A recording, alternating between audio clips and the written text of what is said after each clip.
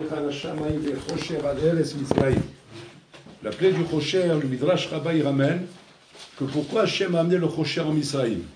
On ne comprend pas la question du Midrash. Qu'est-ce que veut dire pourquoi? Tu n'as pas posé cette question, pourquoi Hachem a amené les grenouilles, pourquoi il a amené les sauterelles, pourquoi il a amené la vermine. Pourquoi le Midrash ne pose pas cette question sur chaque maca? Pourquoi il a amené cette maca? Rien que sur le Chosher, le Midrash il pose la question. Le Midrash il pose cette question, pourquoi? Parce qu'en vérité, le Chosher, il n'est pas venu kaviachol comme toutes les autres plaies. Il est venu pour une autre raison, le Chosher. Quelle raison il est venu? Il est venu, mamage, pour pouvoir faire mourir tous les Bnei Israël qui ne voulaient pas sortir d'Égypte. C'est-à-dire que, bon, là, il a vu que quoi? Qu'il n'y a que 20% qui veulent sortir. 80% ils ne veulent pas sortir. 80%, c'est Hatsoum, c'est pas un petit chiffre. 80%, Boulaolam a vu qu'ils ne veulent pas sortir d'Égypte. Boulaolam, il s'est dit, comment? On va laisser comme ça, il nous la chaîne dans le Olam, quand on va voir plutôt la sortie d'Égypte, on va voir que 20% seulement ils sortent, et 80% ils restent là-bas, chez Mishmor. Tout ce qu'on a fait pour ça, c'est pas possible une chose pareille. Par rapport à ça, Hachem il a fait le Chosher, et après que le Chosher s'est passé, 80% des Bnei Israël ont disparu. Tous, ils ont été morts, enterrés, et ils ont disparu de la terre. Ils n'étaient plus là. Il restait que 20% de Juifs. Et donc tout l'armée Israël est sorti d'Égypte, sans exception. Sinon, 80% seraient restés en Égypte. Alors maintenant, il faut comprendre, comment c'est possible une chose pareille? Comment c'est possible qu'après un an de plaie, parce que ça dure un an cette histoire, un an de plaie, il envoie des plaies, on voit des nissim et des flaor, où tu vois la force d'Hachem, tu vois la main d'Hachem, tu vois comment le Olam il est entre les mains de Bola Olam, tu vois le Hémet. Imaginez-vous que maintenant, Bola Olam, avant d'envoyer le Mashiach, avant d'envoyer le Mashiach, pendant un an, il nous fait voir des nissim et des flaor dans le Olam. Nissim et des flaor, des choses qui nous mettent à l'envers. Comment tu peux aller remettre en question le fait que Enron Milvado, Shachem ou Ameler chez la Olam, ça, à la rigueur, si on le faisait sans aucun S, comme c'est maintenant, à l'improviste comme ça, alors tu peux dire effectivement que les bonhommes qui sont perchés, les pauvres, ils n'ont pas été préparés, ils ne savent pas, on ne peut pas leur en vouloir de pas comment dire, cautionner, de pas s'associer à la Géoula. C'est normal, regarde d'où ils viennent, les pauvres, ils sont perchés. Mais après un an comme ça de Gilouy Hachem Barolam, que Hachem a montré comment on cholet, on mêler chez le Olam. Après tellement de Gilouy, comment tu peux imaginer que quoi? Que Am Israël va se retrouver avec 80% de bonhommes qui ne veulent pas sortir d'Égypte. Et on qu'est-ce qu'ils retiennent en Égypte? Tu veux dire, ils aiment l'Égypte. Qu'est-ce que tu aimes l'Égypte? C'est un pays d'esclavage. Un pays où tu as souffert là-bas le martyr. Tu as vécu comme un esclave là-bas. Atov chez Badaba. Et là-bas, le Midrash, il explique en fait, ce qui s'est passé, c'est que quand Moshe Rabbeinu est arrivé, et Moshe Rabbeinu, il a dit à Akadosh Baruch Hu, je ne sais pas s'ils vont me croire que je suis le Mashiach. Akadosh Baruch Hu, à ce moment, il a dit, ils sont maminim.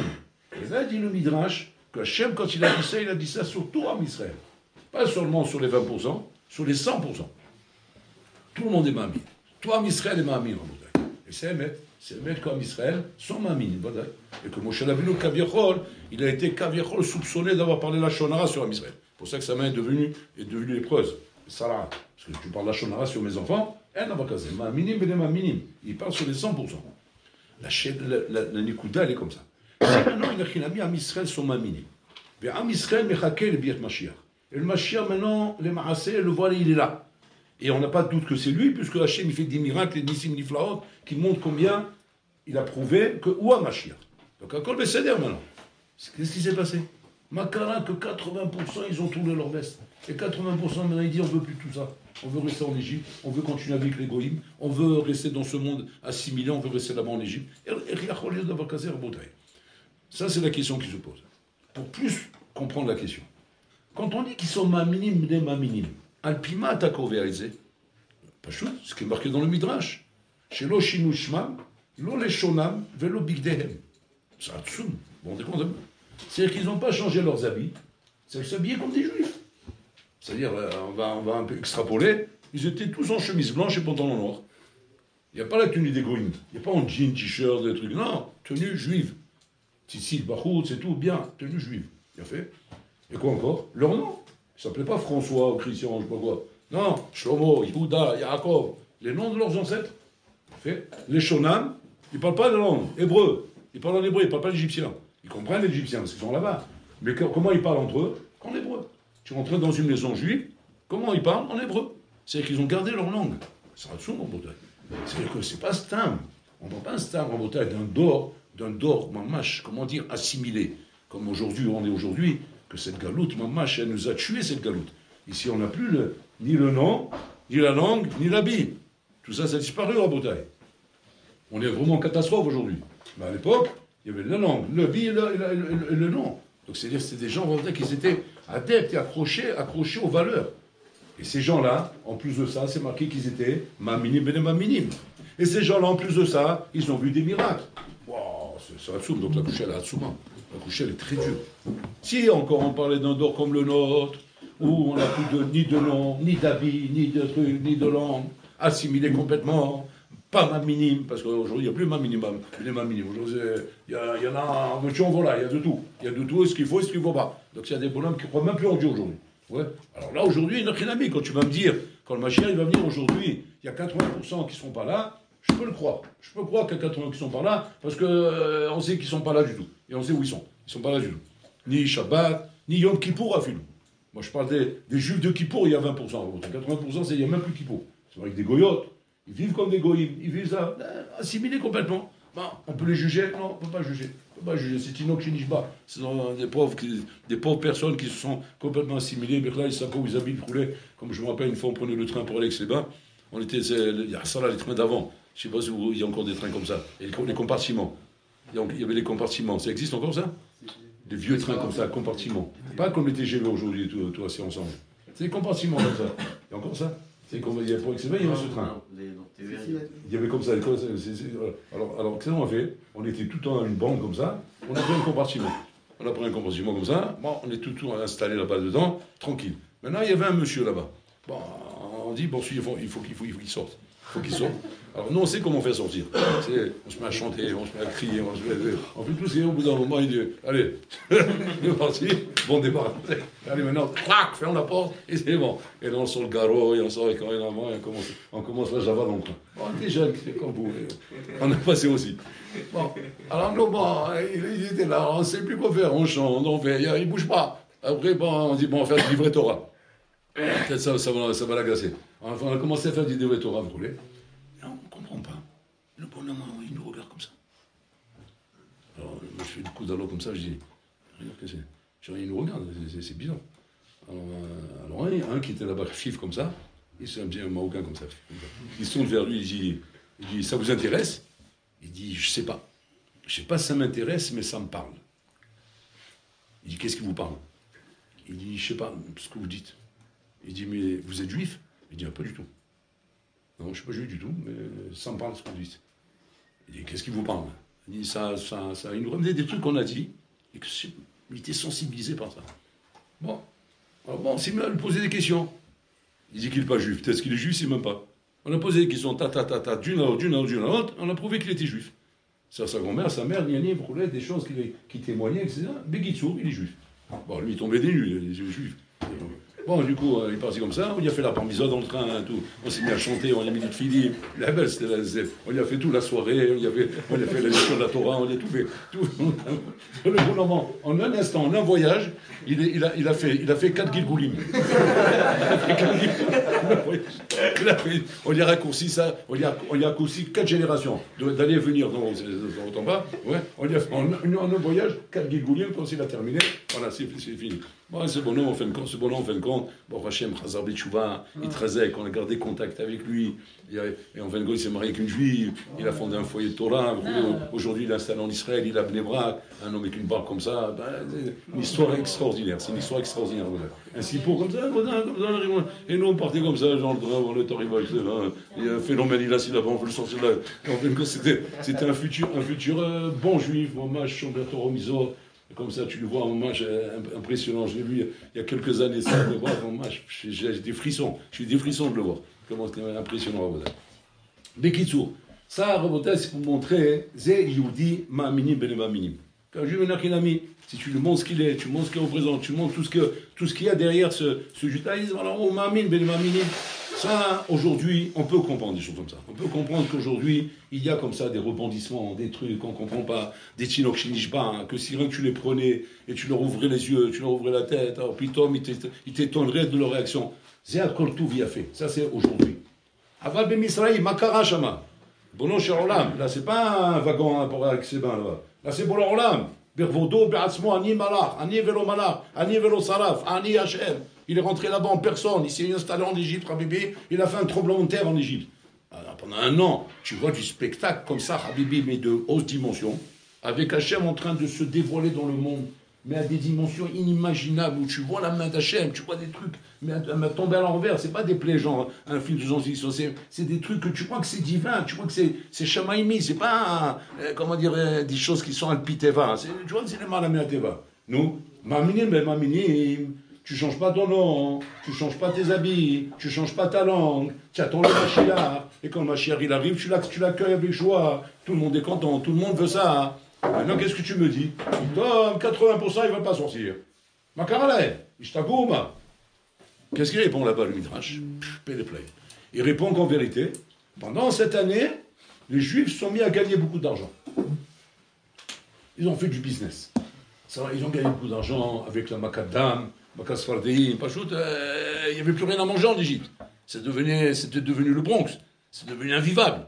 Et les Juifs, ils avaient la barcha, parce que les plaies ne touchaient pas leur endroit. Et les Égyptiens étaient obligés, malgré eux, d'aller supplier les Juifs de leur donner à manger, de leur donner à boire, de leur donner... Alors, ils ont fait un pognon, mais je te dis pas. Les Juifs savent faire de l'argent. Ils font des lois, les pigeons, là-bas, ils font des lois, etc. Presque... Ils sont en train de vider les caisses ou les tailles, ils ne se rendent pas compte que la horde est en train de taper de l'autre côté. Bon, j'ai mis raison. En tout cas, c'est quoi? C'est la bracha. C'est la bracha. La bracha que Shemil envoie, que Baruch Hashem, il y a des bonnes mains qui savent accueillir cette bracha, Baruch Hashem. Maintenant, là-bas, ils ont bien accueilli la bracha. Ok, ça va. Maintenant, on sort d'Égypte. Maintenant, tu vas me dire, ouais, mais attention, on est riche, on a des richesses, on ne peut pas. C'est-à-dire, moi, pas rien. Alors, les Israël, ils sont sortis d'Égypte avec le minimum, chacun 80 ânes remplis d'or et d'argent. C'est-à-dire, on ne parle pas à Rabotaï qui sont sortis avec un petit sac comme ça, quand les bonhommes ils ont été jetés, Rabotaï d'Afrique du Nord, ou bien ils ont été jetés de la guerre mondiale, où ils sont partis avec un sac à dos, Rabotaï, ils ont tout laissé derrière eux. 80 ânes, c'était le plus petit. C'est celui, genre le Aslan, le feignant, qui n'avait pas la force de faire ça, il est parti avec 80 ânes chargés, c'est ça un âne quand tu le charges, d'or et d'argent. C'est-à-dire, les bonhommes, c'était des fortunes mondiales. Ils sont sortis des fortunes. Chacun, c'est une fortune. Et chacun, c'est chaque juif comme ça. Chaque juif comme ça. Donc, c'est que dans le désert à Botaï, tu avais un peuple entier à Botaï qui était des multimilliardaires. Un peuple de multimilliardaires à Botaï, de l'or et de l'argent, mais à ne plus finir. Donc, ça veut dire quoi? Mais tu vas me dire, mais je ne peux pas sortir d'Égypte, je ne peux pas me taire sous toutes ces carrières, cet or, cet argent. Tout l'or et l'argent d'Égypte, on l'a pris avec nous. On n'a rien laissé là-bas. Comme c'est marqué là-bas. Ils ont demandé chacun à sa shrena, à Signani, tout, ils ont tout ratissé la bouteille. Ils ont rien laissé. Ils ont ratissé l'Égypte. L'Égypte, ils ont laissé Mzlot, comme elle est aujourd'hui. Moi, si vous allez en Égypte aujourd'hui, Mzlot, il n'y a plus rien. Elle ne s'est pas relevée. Depuis l'époque, elle ne s'est pas relevée. Ils les ont mis à plat. Moi, je suis Roland, hein. C'est comme ça, on ne comprend plus rien, là. Plus rien. Parce que tous les pshatim qu'on pourrait dire, non, parce que pendant un an, il y avait la barra, il y a mais ça ne répond pas. Ça ne répond pas aux questions. Parce que les mazes, voilà, on a tout pris. Qu'est-ce que tu t'imagines que tu vas voir là-bas? Tu vas voir quelque chose là-bas que nous, on n'a pas pris. S'il y a quelque chose qu'on n'a pas pris, on va le prendre. Donc il n'y a pas dans 20 000 quelque chose qui reste là-bas. Et maintenant, tu as vu que les messages beaucoup. Et tu as vu qu'en Égypte, il ne restera plus rien. Tu as vu que ce pays, il a été explosé, il a été déchiré, et qu'il n'y a plus rien à attendre de là-bas. Et que s'il y a quelque chose aujourd'hui qui représente de l'avenir, c'est Am Israël, avec un Koshbourg dans le désert. Ou là-bas des miracles, des Niflaïm, des Ananiakavod, la main qui sont du ciel, le puits de Myriam qui émerge derrière eux, le matin, tour la Bersina, mais des trucs à se couper le souffle, Birla. Nous, Makara. Comment un juif, Rabotaï, il peut arriver à un matzav comme ça, Rabotaï, d'être, comment dire, insensible à ça. C'est une tofa'a à Botaï. C'est une chose qui existe. C'est une chose qui existe en Botaï, même à notre époque. C'est une chose qui existe même à notre époque. On tofa comme ça d'un bonhomme en Botaï qui est insensible. D'où ça vient? C'est quoi le lien en Botaï? Alors ça, c'est un Yetzara, un Botaï qui est connu, et qu'on va essayer d'expliquer c'est quoi ce Yetzara. Ce Yetzara, un Botaï, pas shoot, c'est qu'à un moment donné, dans un Vodat Hashem, ça, je ne parle pas des niveaux basiques. Les niveaux basiques, pas de problème.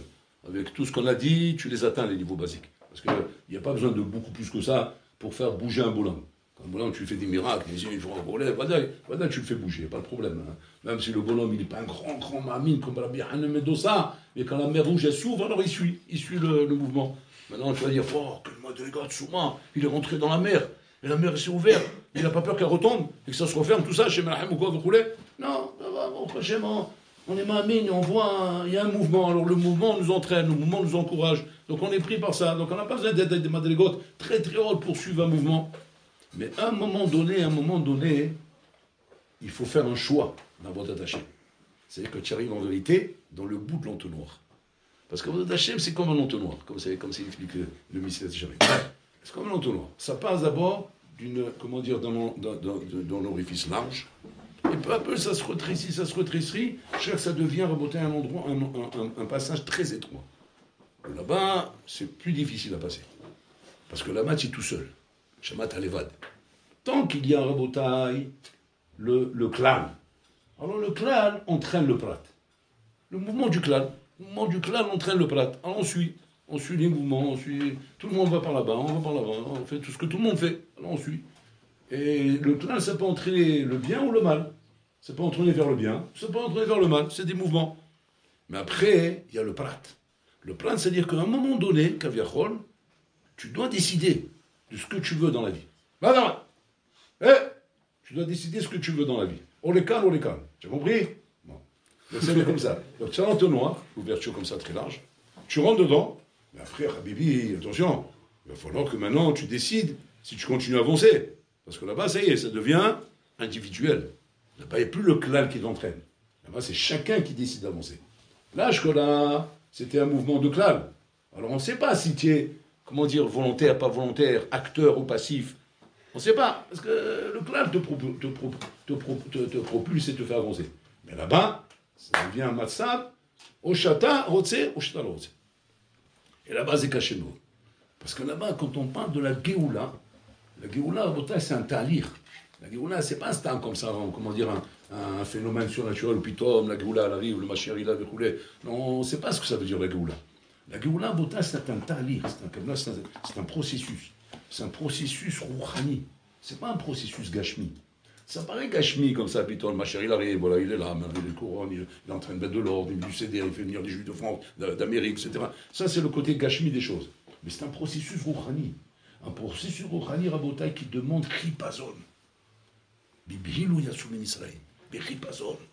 Vas-y, ripazon, avec emballement, entraînement, rapidité, vite. Même le pain, on n'a pas eu le temps de le faire monter. C'est des massotes. Pourquoi ce ripazon? Vas-y, ripazon, vas-y.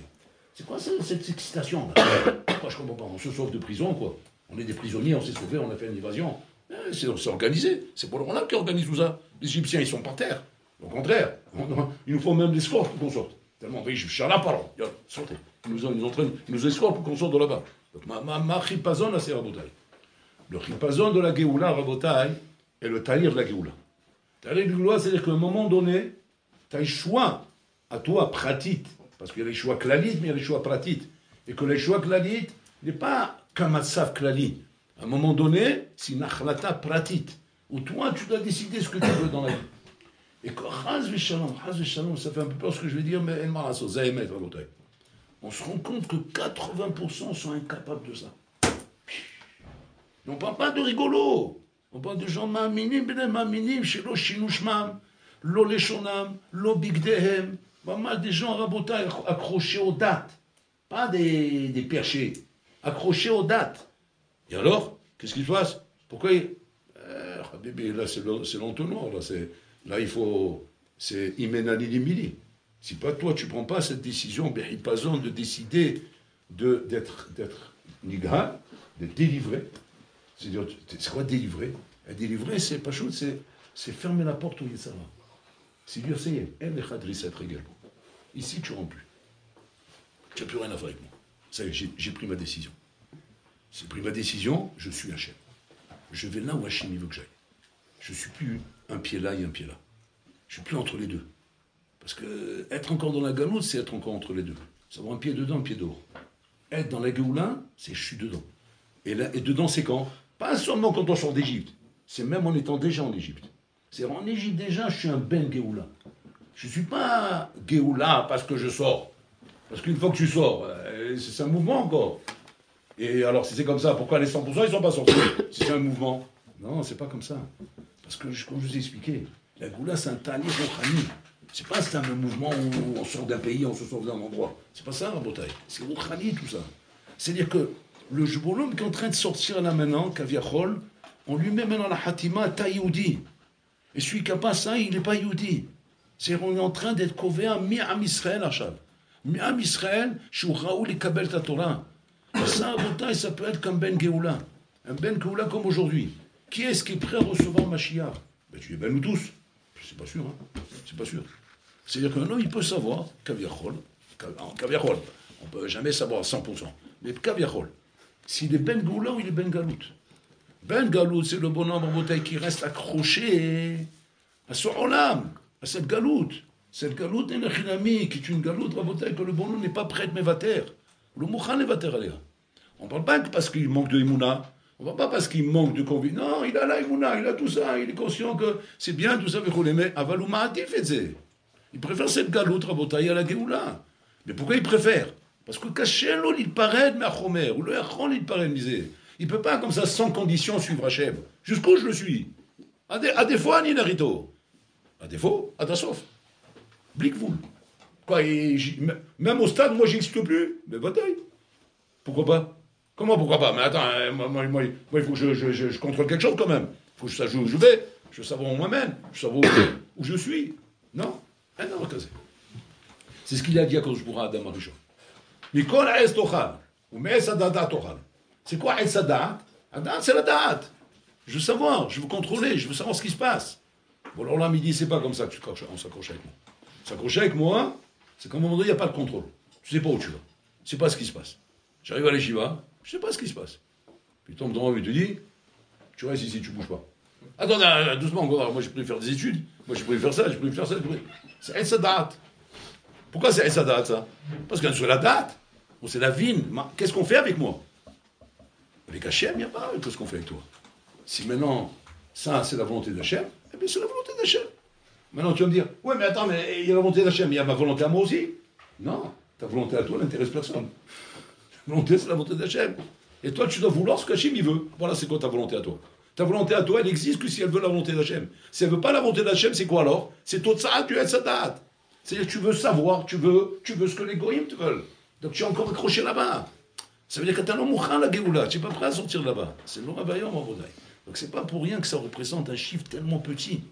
Parce qu'on voit, Rabotai, si c'est comme ça les conditions, on comprend que c'est très, très mini. C'est très peu, les bonhommes qui peuvent se dire aujourd'hui d'être Bnei Géoula. De dire on est prêt à suivre Hachem, Rabotai, il faut jeter l'air Neler, comme route avec Naomi. Où tu iras, j'irai. Là où tu mourras, je mourrai. Ta vie, c'est ma vie. Maintenant, tu es une reine. Qu'est-ce que tu es en train de quitter le palais du roi là-bas de Moab pour suivre une femme qui n'a plus rien aujourd'hui? J'ai plus rien. Je suis une Ania. J'ai rien à te donner. Ni mari, ni wallo. Et au contraire, tu vas rentrer en Israël, ils vont te lapider, Bichla. Ils vont. Je suis haï en Israël. N'oublie pas que mon mari l'a quitté ici parce qu'il ne voulait pas aider en Israël. Donc on a un mauvais nom. Qu'est-ce que tu veux suivre ici? Qu'est-ce qu'elle lui dit, non? Je te suis à toi. Pourquoi? Qu'est-ce qu'elle cherche, Ruth? Elle cherche de l'argent? Il n'y a pas d'argent. Elle cherche un mari? Il n'y a pas de mari. Elle cherche quoi? Une compagnie? C'est une vieille dame, sa vie, elle est finie. Qu'est-ce que tu cherches? La musique? Il n'y a pas de musique ici. C'est la somme. C'est la somme à 100%. Il n'y a que l'angoisse ici. Il n'y a que l'angoisse, la peine, les tristesses, les pleurs. C'est-à-dire, elle est en train de quitter Rabotai, Versailles, pour aller habiter dans la cabane de Robinson Crusoe. Qu'est-ce que tu vas faire là-bas? Qu'est-ce que tu as là-bas? Elle a compris le Hémet. Et le Hémet, Rabotai, elle est prête à l'acheter à n'importe quel prix. Même au sacrifice de tout ce qu'elle peut avoir dans sa vie. C'est une jeune dame. C'est une jeune dame en bouteille. Mais regardez jusqu'où ça va, ça fait peur. Parce que Ruth, c'est le spécimen de ce que je suis en train de dire. Pitom, cette jeune dame, qui est une très belle femme, elle est très belle, Ruth. Elle est jeune. Bon, alors maintenant, tu es avec moi, va dans les champs ramasser du blé. Quel blé? Il y a lesquels chez Européen. Les pauvres, ils vont dans les champs, les pauvres. Ils ramassent les quais de chez européens. Pourquoi? Pour se nourrir. On leur va ramasser dans le champ les quais de chez européens pour qu'on se nourrisse. C'est elle va dans les champs comme une pauvre. C'est une reine, comme une pauvre. C'est les conditions. C'est les conditions de la Géoula et de Manasot. C'est ce que la Rouhani demande. C'est par là-bas qu'il faut passer. Ça sera mieux après, peut-être, mais pour l'instant, c'est là-bas que ça passe. Tu acceptes? Oui, j'avance. Et elle avance. Elle continue à avancer. Elle ne pète pas un câble. Parce que notre noir, il se ferme de plus en plus. Tu es seul, de plus en plus seul. C'est toi avec toi-même, toi avec ta décision.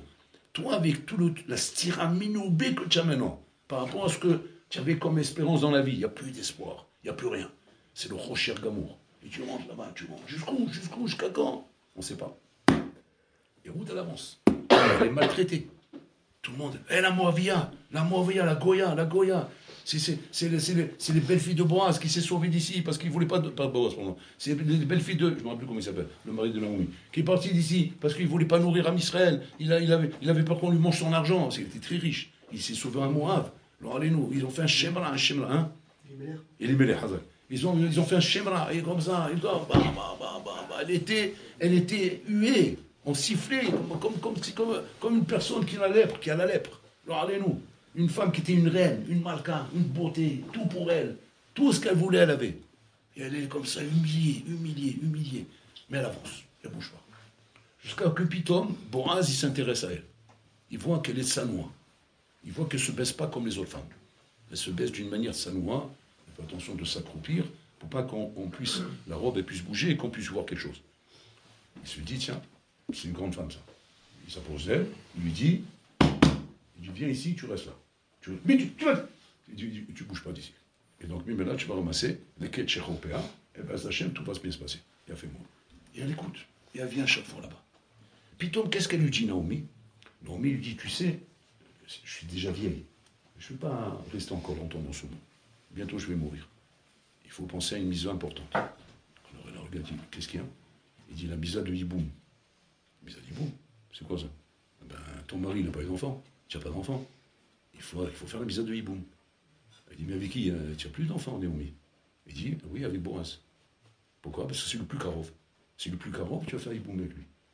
Boaz, c'est un bonhomme qui a presque 90 ans. Tu vois ce que ça veut dire? C'est un vieillard. Et elle, c'est une jeune fille, une beauté, Miss Monde. Il dit, ben, tu vas te marier, Boaz. Quoi? Oui. C'est avec lui que j'aurais mis Hiboum. Regardez l'entonnoir. La Habibi, elle se frotte déjà contre les paroles. Elle est en train de s'arracher la peau, là. Il faut quand tu avances ou tu arrêtes. Tu avances ou tu retournes en Égypte? Non, j'avance. Qu'est-ce qu'il faut faire? Ben, il faut aller chez Boaz et tu vas te mettre là-bas dans son lit. Comment dans son lit? Ben oui, il n'y a pas le choix. Et le conseil qu'elle lui donne. Tu demandes même, mais qu'est-ce qui t'arrive de donner des conseils pareils? Mais tu rigoles ou quoi? Mais il va la prendre, Habibi, il va lui jeter les chiens dessus. Il va prendre 2 Doberman, oui, Habibi. Ils vont te l'avaler en deux temps au moment, il va répéter d'elle. Avec les os. Tu regardes un peu, c'est un rayon. Il y a rien à y avoir. Comment va rentrer une Goya comme ça chez Boaz? Boaz, c'est Kodesh Kolosh, c'est le gardon l'adore. Quand tu rentrais à Mavdi, chez Raphaël, qu'elle va rentrer une femme comme ça, elle va se mettre sur son lit. Il a fini son limoud, il ferme sa grand il va pour dormir, qu'est-ce qu'il voit là-bas? Et il va dire,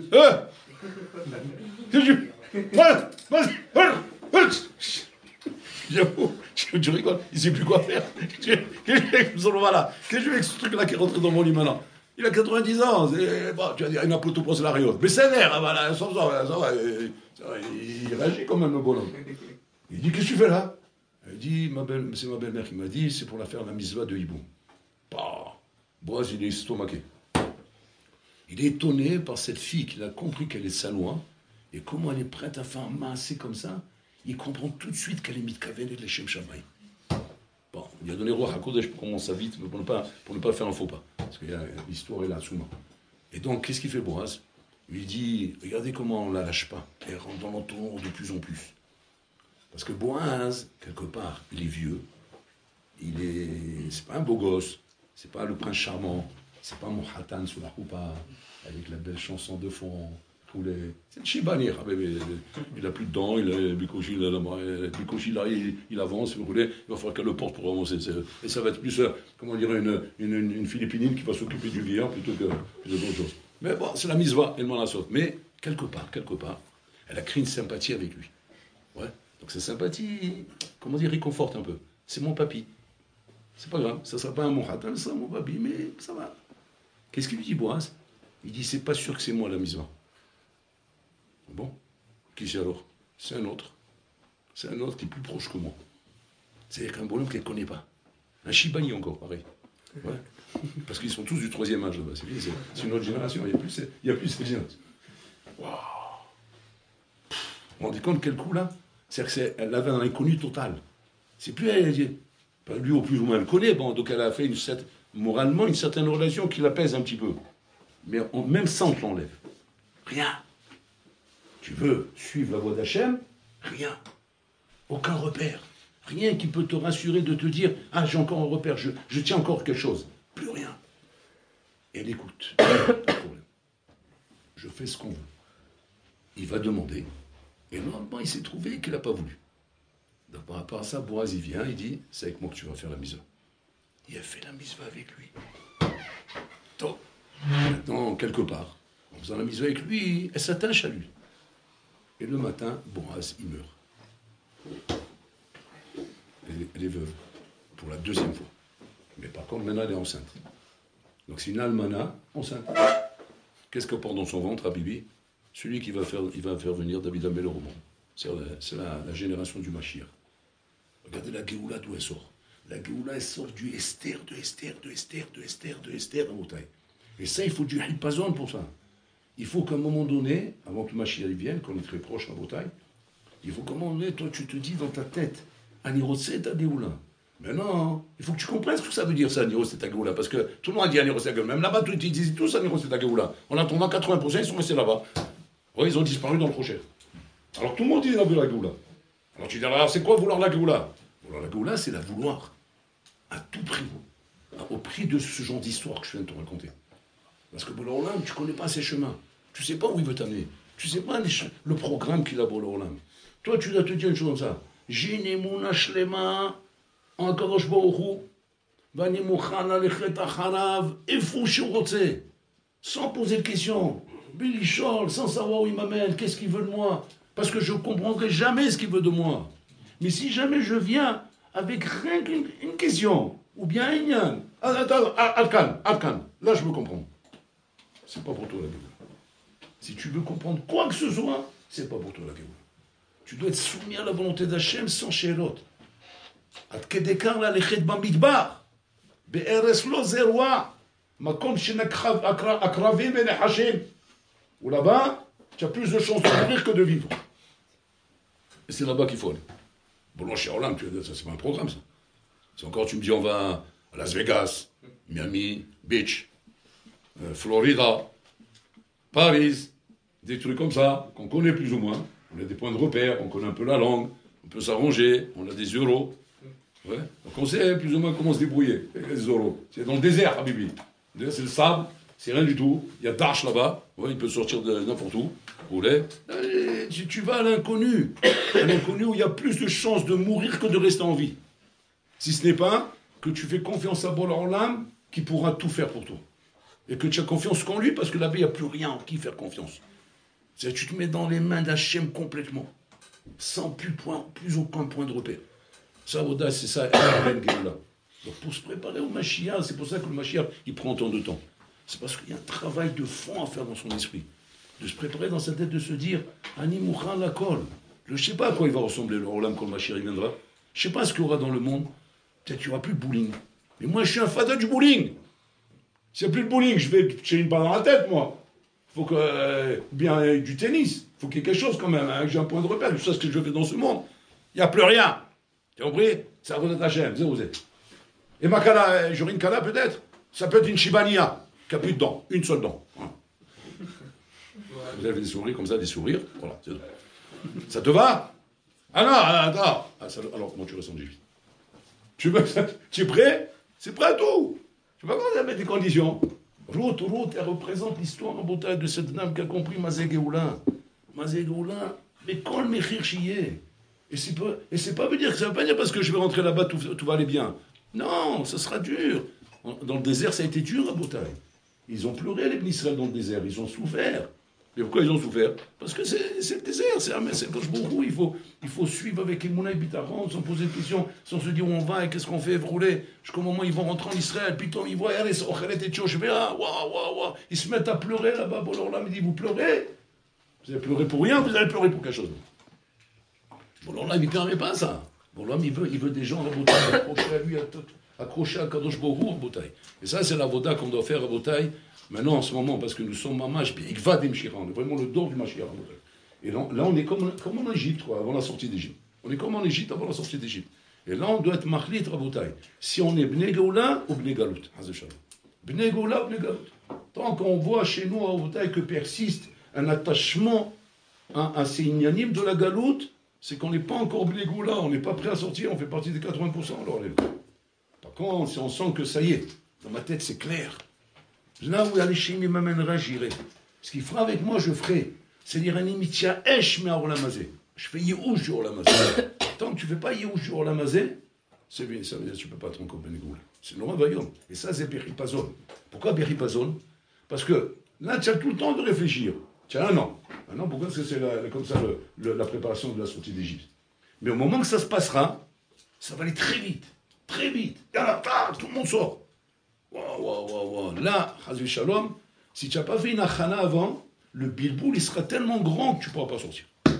Le bilboul, de voir comment on te demande de lâcher la branche. C'est comme si on va tous accrocher à Rabotaï une branche dans le ravin. Dans un ravin, un précipice en Rabotaï qui représente des milliers de kilomètres de profondeur. On va tous accrocher comme ça la branche. Ouais. Et à un moment donné, Bolan me dit, qui c'est qu'avec moi? On va dire tous. On est tous avec toi. Très bien. C'est comme ça. Lâchez la branche. Lâche. Tout de suite. Tu prends la peur, là. Tu rigoles, quoi. Mais tu as vu ce qu'il y a en zone? Mais quoi, il n'y a rien, il y a un truc... Lâchez, je vous ai dit. La Habibi, 20% vont lâcher. 80% vont rester accrochés à la branche. C'est dur, c'est pas chaud d'abord. C'est une avoda de Pshuta, Biat Mashiach. On s'imagine que c'est un film tranquille. Mashiach va venir avec les trompettes, les gnanim, les chansons, le bétamigdash, et en avant le folklore, c'est un bouleversement, le Mashiach.